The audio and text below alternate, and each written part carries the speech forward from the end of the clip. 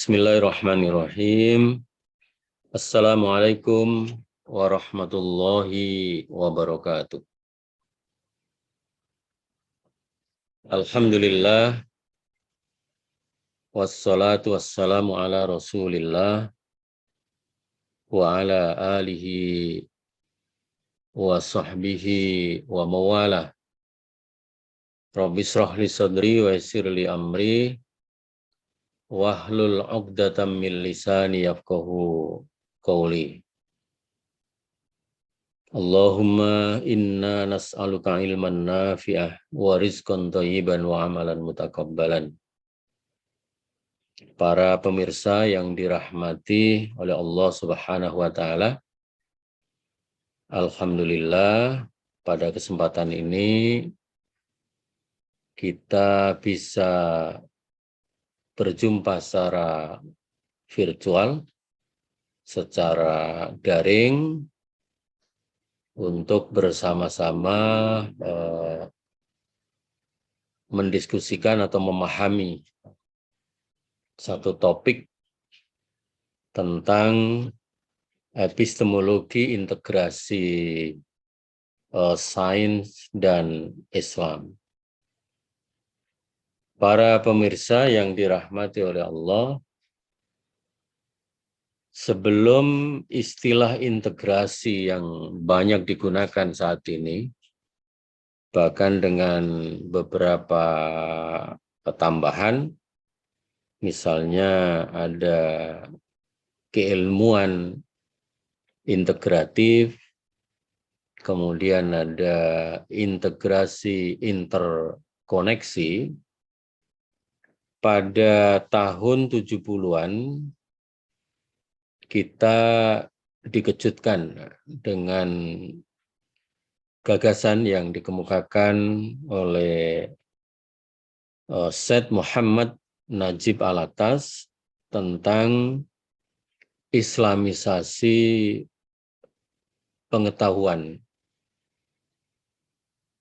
Kemudian gagasan itu banyak dipromosikan oleh Ismail Raji Al-Faruqi, dan dua tokoh ini masing-masing memiliki lembaga untuk kepentingan penyebaran ideologi islamisasi itu atau paham islamisasi itu. Misalnya Syed Muhammad Najib Alatas dengan istaknya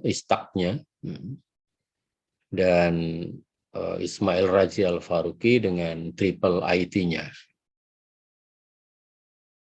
Kemudian ada reaksi, ada antitesis atau kontra di antara para pemikir dan tokoh-tokoh Islam sendiri. Yang satu memandang bahwa islamisasi itu harus karena sains itu dianggap tidak netral. Tapi beberapa tokoh yang lain memandang, misalnya Fazlur Rahman, kemudian Abdus Salam, ada Profesor Hudboy misalnya,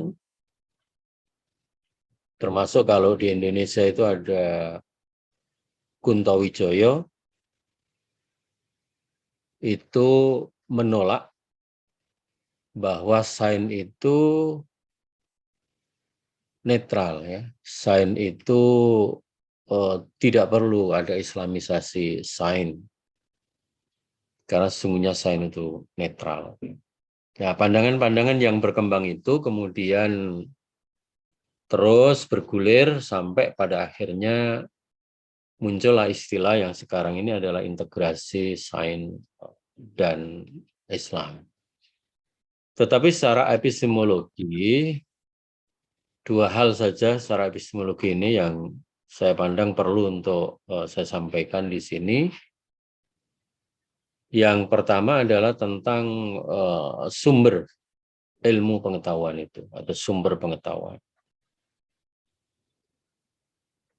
Realitas tertinggi yang kita akui sebagai sumber pengetahuan itu adalah Allah Subhanahu wa taala atau Tuhan. Jadi dalam pandangan Islam, Allah Subhanahu wa taala itu adalah realitas tertinggi. Realitas tertinggi itu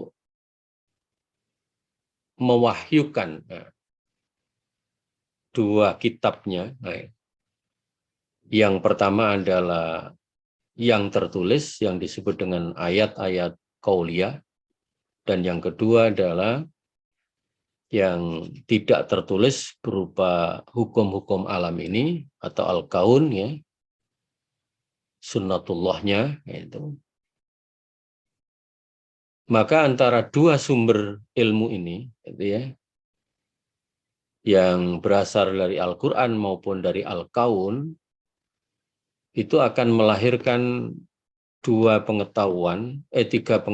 Yang pertama adalah natural sciences atau ilmu-ilmu kealaman. Yang kedua adalah social sciences atau ilmu-ilmu sosial, dan kemudian yang ketiga adalah humanity atau humaniora. Kajian terhadap Al-Quran akan menghasilkan tiga pengetahuan ini, dan kajian terhadap Al-Kaun atau hukum-hukum alam itu, terhadap alam ini, itu juga akan menghasilkan tiga pengetahuan itu.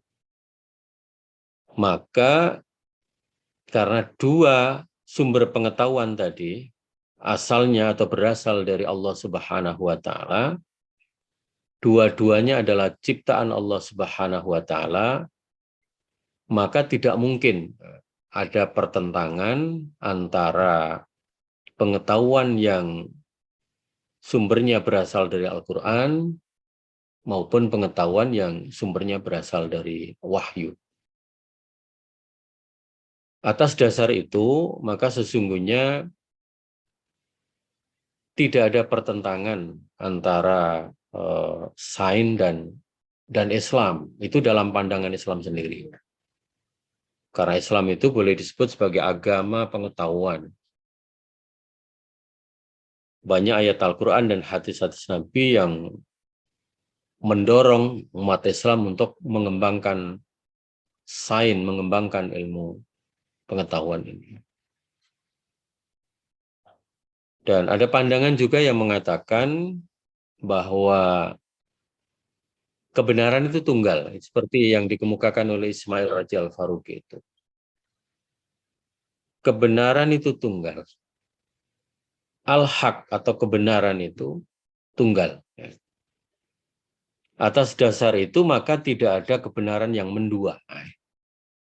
Misalnya ada kebenaran sains dan ada kebenaran agama.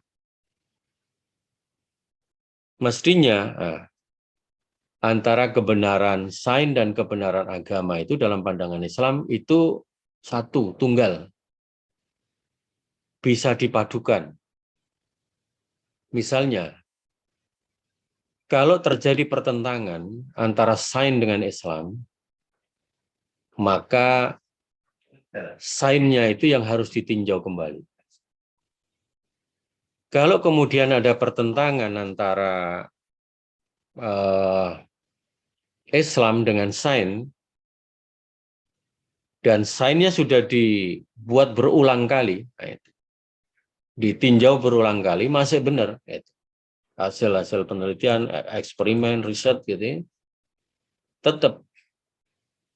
Maka yang harus ditinjau bukan Al-Qur'annya, tetapi penafsiran atau pemahaman terhadap Al-Quran itu sendiri.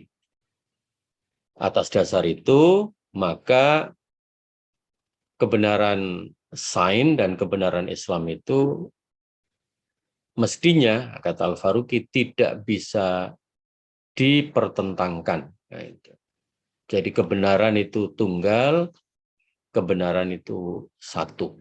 Itu dalam pandangan Al-Faruqi. Dan secara epistemologis, surat Al-Alaq, ya, surat ke-96 ayat 1 sampai ayat yang Kelima, Iqra' bismi rabbikal ladzi khalaq, khalaqal insana min 'alaq. Iqra' wa rabbukal akram alladzi 'allama bil qalam, 'allamal insana ma lam ya'lam.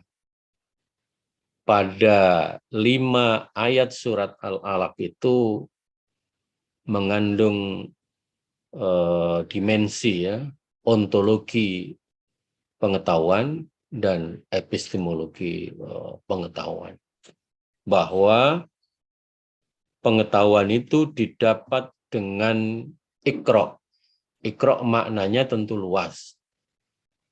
Dalam tafsir itu ada yang memaknai Iqra' itu adalah menghimpun.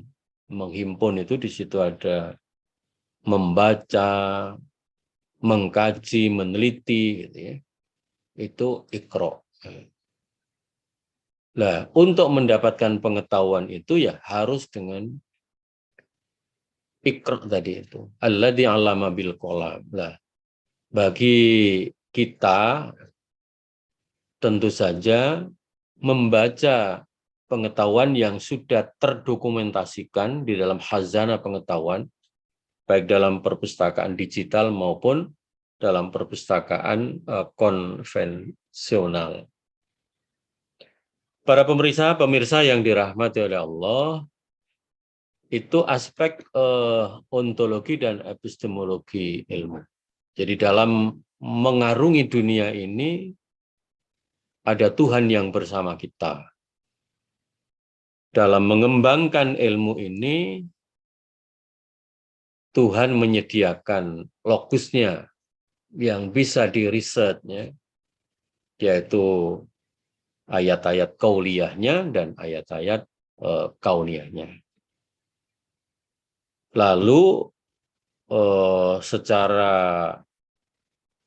saintifik dalam perspektif islamisasi maupun integrasi itu, bagaimana cara mengintegrasikan pengetahuan itu antara sains dengan Islam itu? Nah, ada banyak pendapat pandangan. Jadi para tokoh itu selesai di sumber pengetahuan, tapi beliau-beliau itu tidak pernah ketemu, hampir tidak pernah ketemu dalam hal metodologi integrasinya itu, atau metode dalam mengintegrasikan antara sains dan Islam. Alatas misalnya punya cara tersendiri. Unsur-unsur sekularisme di dalam pengetahuan itu harus dihabisi dulu, dikuliti dulu, dihilangkan dulu. Kemudian baru diinjeksikan nilai-nilai Islamnya. Sementara Al-Faruqi berbeda lagi. Kata Al-Faruqi ada 12 tahap yang harus dilalui untuk mengislamisasi pengetahuan. Kunto Wijaya menawarkan bukan islamisasi pengetahuan, tapi pengilmuan Islam, nah, misalnya. Sementara pemikir yang lain memandang tidak perlu adanya islamisasi pengetahuan. Nah, saya sendiri menawarkan untuk mudahnya integrasi itu bisa dilakukan dengan menjadikan Islam sebagai salah satu perspektif di dalam menyelesaikan satu persoalan. Misalnya begini, persoalan ekologi, persoalan lingkungan. Ada perspektif teoritis tentang ekologi. Tapi kita bisa mengajukan, ini loh pandangan Islam tentang ekologi. Atas dasar itu, maka Islam bisa dijadikan sebagai salah satu perspektif. Gitu. Persoalan bencana, itu nanti perspektif Islamnya seperti apa. Termasuk persoalan-persoalan sosial yang lain. Dan kita sekarang didorong di masyarakat ini, di dunia pendidikan, di dunia kampus, di sekolah, agar mengembangkan pendekatan yang multidisipliner interdisipliner, bahkan transdisipliner. Monodisipliner itu sudah dipandang tidak relevan lagi dengan persoalan-persoalan yang dihadapi oleh bangsa ini, oleh bangsa-bangsa di dunia, dan oleh khususnya umat Islam. Karena itu perlu ada pendekatan atau perspektif yang mencoba bisa digunakan untuk menyelesaikan persoalan umat manusia ini, baik persoalan ekologi, persoalan kemiskinan, persoalan-persoalan budaya, dan persoalan-persoalan kebangsaan yang lain. Saya kira itu yang bisa saya sampaikan. Terima kasih atas perhatian dan partisipasi semuanya. Kurang lebihnya mohon maaf. Ihdinas siratal mustaqim. Wassalamualaikum warahmatullahi wabarakatuh.